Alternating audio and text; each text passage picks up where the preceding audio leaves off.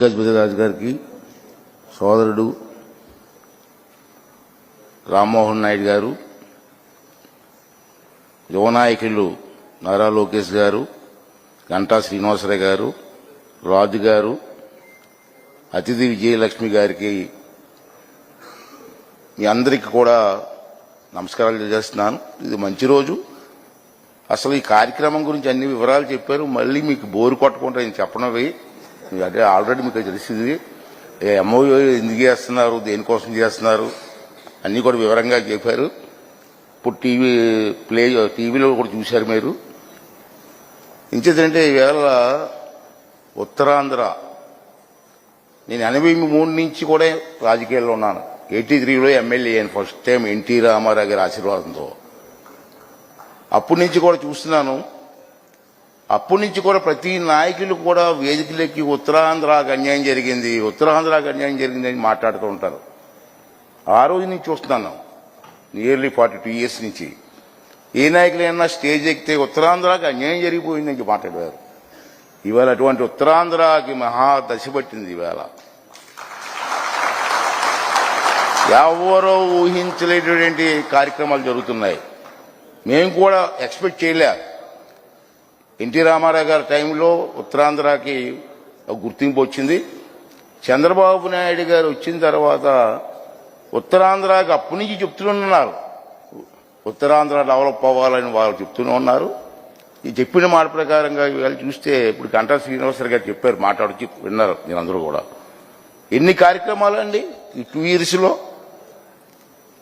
రాత్రి పగలు కష్టపడి అనేక కార్యక్రమాలు తీసుకొస్తూ ఉంటే చంద్రబాబు నాయుడు గారు అతను నిద్రపోవడం, మమ్మల్ని నిద్రపోవనివ్వడం. ఇప్పుడు లోకేష్ గారు బయలుదేరారు. మళ్ళీ ఇప్పుడు అతనే నిద్రపోవనివ్వట్లేదు, ఇతను మరీ నిద్రపోవనివ్వట్లేదు. అంచేత ఏదంటే ఏదైనా ఈ రాష్ట్రాన్ని అభివృద్ధి చేయాలి. ఈ అభివృద్ధి చెందిన తర్వాత ఈ రాష్ట్రంలో వచ్చిన ఫలితాలని రాబోయే తరం వారికి అందించాలనేది ఏకైక లక్ష్యంతో ఈ కూటమి ప్రభుత్వం పనిచేస్తుంది. దానికి మోడీ గారి సహకారం కూడా మనకు ఉంది. అంచేత పనిచేస్తున్న నాయకులకు అండగా ఉండవలసిన బాధ్యత కూడా ప్రజలకు ఉంది. ఎన్ని చేసినా కామెంట్ చేస్తున్నారండి ఇంకానా, అది బాధ.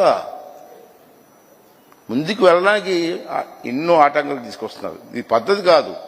రాజకీయాలు ఉంటాయి కాదన్ను, పార్టీలు ఉంటాయి. అభివృద్ధి జరుగుతున్నప్పుడు అన్ని పార్టీలు ఏకంగా రాష్ట్రం కోసం పనిచేయాలని చెప్పి మీ ద్వారా నేను పిలుపునివ్వాలని చెప్పి కోరుకుంటానండి. ఇవాళ రాష్ట్రం మన రాష్ట్రం, పార్టీలు ఉండొచ్చు. మంచి కార్యక్రమం జరుగుతున్నప్పుడు అందరూ సహకారం ఉండాలి, మీ ప్రజల సహకారం ఉండాలి. సరే, ఈ కార్యక్రమం గురించి చూశారు, అందరికీ తెలుసు. చాలా సంతోషం. మొన్న నేను ఢిల్లీ వెళ్ళినప్పుడు మల్లికార్జునరావు గారు, అధినేత గారు కలిశాను. ఇంటికి వెళ్ళి కలిసాం సరదాగా. అది మల్లికార్జునరావు గారు అన్న మాట ఏంటంటే, అయ్యనపాత్రుడి గారు హైదరాబాద్లో ఎయిర్పోర్ట్ కట్టవచ్చు, ఢిల్లీలో ఎయిర్పోర్ట్ కట్టవచ్చు, ఇంకెక్కడన్నా ఎయిర్పోర్ట్ కట్టవచ్చు. కానీ నాకున్న అదృష్టం ఏంటంటే నా ప్రాంతంలో ఎయిర్పోర్ట్ కట్టే అదృష్టం నాకు వచ్చింది చెప్పారు. ఎంత మంచి మాట అండి. ఎక్కడైనా కట్టవచ్చు మల్లికార్జునరావు గారు. నా ప్రాంతంలో మా ఊరు పక్కన ఎయిర్పోర్ట్ కట్టే అదృష్టం భగవంతుడు నాకు ఇచ్చాడు. బ్రహ్మాండంగా కడదాం, ఇంటర్నేషనల్ ఎయిర్పోర్ట్ కడదాం, భారతదేశంలోనే కాదు ప్రపంచంలో మంచి ఎయిర్పోర్ట్ కట్టి ఏర్పాటు చేద్దామని చెప్పి నాకు అరువు చెప్తుంటే ఎంత ఆనందం ఉంది. ఇవాళ ట్రైనింగ్ సెంటర్ ఈరోజు ఎంఓయూ. ఇవాళ విమాన రంగంలో కొరత ఉంది, టెక్నీషియన్స్ కొరత. దానికి ట్రైనింగ్ సెంటర్గా ఇవాళ పెట్టాలి, ఇక్కడే పెట్టాలని నిర్ణయం తీసుకోవడం. దానికి అశోక్ గజపతిరాజు గారు కూడా పెద్ద మనసుతో ముందుకు వచ్చి మాన్సాస్ ల్యాండ్స్ ఆ కార్యక్రమానికి ఇవ్వడం. అశోక్ గారి గురించి నువ్వు చెప్పవలసిన లేదు. అతని గురించి తెలియంది ఎవరికండి? పోసపాటి వంశం అంటే తెలియంది ఎవరికి? మనందరికీ తెలుసు. కాకపోతే నా బాధ ఏంటంటే అశోక్ గారు చాలా సింపుల్గా ఉంటారు, ప్రచారం అవసరం లేదు అతనికి. ఈ రోజులు మనం చూస్తాం, 10,000 డొనేషన్ ఇచ్చి ₹1,00,000 అడ్వర్టైజ్మెంట్ తీసుకుంటారు. చూస్తున్నాం, పేపర్లు చూస్తున్నాం కదా లోకంలో. ₹10,000 డొనేషన్ ఇస్తారండి. ₹1,00,000 అమ్మో ₹10,000 అనౌన్స్ డొనేషన్ ఇచ్చాను, ₹1,00,000 అడ్వర్టైజ్మెంట్. మీరు ఎంత ల్యాండ్ డొనేట్ చేశారు అతను? ఎప్పుడైనా ప్రచారం చేసుకున్నారండి? చిన్న కారు అండి ఇంట్లో ఉంది, ఇంత నానో కారు నూనో కారు అదే నేను చూసాను, ఇంత కారు. ఆ కారు కూడా ఇతను కొడుకుంటాడు, వదిలేసింది. వాషింగ్ కూడా ఇతనే. అంత సింపుల్గా ఎప్పుడు ప్రచారం కోసం చూడలే. నాకు బాగా గుర్తండి అతనంటే మాకు అందరికీ ఎందుకు గౌరవం అంటే, ఇందా చెప్పారు కోరుకొండ సైనిక్ స్కూల్ ఆ రోజు సెంట్రల్ గవర్నమెంట్ ఆ రోజుల్లో ఇస్తారని ప్రకటిస్తే ఎవరిస్తారో ల్యాండ్ అంటే ఎంత ల్యాండ్ ఇచ్చారని చూడండి, మీ అందరికి తెలిసి ఉంటుంది, చూసి ఉంటారు. దాంట్లో ప్యాలెస్ కూడా ఇచ్చారండి. ఎడ్యుకేషన్ కోసం వీళ్ళు కుటుంబం చేసినటువంటి విషయం చిన్న విషయం కాదు. కోట అంతా ఎడ్యుకేషన్ ఇచ్చారండి. ఇప్పుడు ఆ కోట అమ్మితే ఎన్ని కోట్లు వస్తుందండి? ఎంత ఏంటండి? అటువంటి ఎడ్యుకేషన్ సెంటర్ డెవలప్ చేసిన కోసం వారు చేసినటువంటి కార్యక్రమాలు ఎవ్వరూ మర్చిపోకూడదు.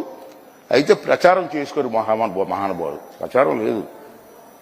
అంచేది నేను కోరేది ఏంటంటే, సుశీల గారు కానీ, ఘంటసాల గారు కానీ, కోడి రామూర్తి నాయుడు గారు కానీ, ఇటువంటి పెద్దలందరూ కూడా విజయనగరం సంస్థానం నుంచి వచ్చిన వ్యక్తులే. అంత ప్రాముఖ్యత ఉన్నటువంటి సంస్థ మానస సింహాచలం ఎన్ని భూములండి. అటువంటి కార్యక్రమాలు చేసినటువంటి ఆ కుటుంబాన్ని ప్రచారంలో రాబోయే తరం వారికి చెప్పవలసిన బాధ్యత కూడా మనకు ఉంది. వారు చేసుకోరు, నాకు తెలుసు. ప్రచారం అంటే అతనికి ఇష్టం ఉండదు. మనకెందుకండి? ఇతను మంత్రిగా ఉన్నప్పుడు ఉమ్మడి రాష్ట్రంలో గోదావరి ఎక్స్ప్రెస్ వచ్చి మాతో పాటు హైదరాబాద్లోనే గోదావరి ఎక్కిపోయి, సార్ మీకు గోదావరి ఏంటి సార్ అంటే, సరదాగా వెళ్దాం అయ్యన్న అన్నవారు.